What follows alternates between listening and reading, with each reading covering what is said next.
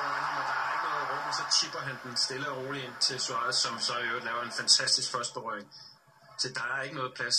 Super taget med i bevægelsen. Rammer den målmand er lige ved at have den, men det tager ikke kvaliteten af det her mål. Hold da op.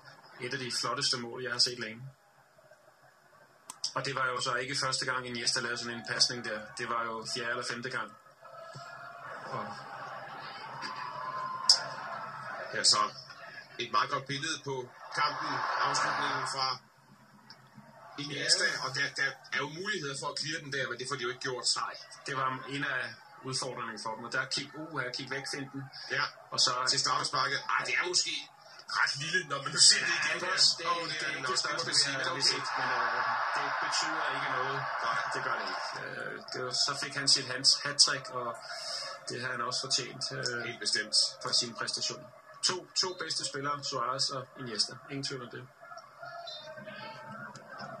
Det begyndte selvfølgelig at tynde en smule ud i chancerne her sidst i halvlejen, men der kom der nogle stykker. Munir her ville så gerne have scoret. Fik den her. Ja, han, bortset fra det første mål, så kan vi ikke klandre keeperen for noget. Kan vi ikke. Han har stået en fin kamp, men kostede altså den scoring, der åbnede ballet.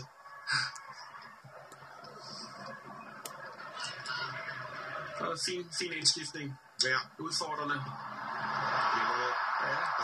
Og Sandro, som var initiativrig og målsøgende i sit spil. Jeg synes, det var en god måde at præsentere sig selv på. Lige ved.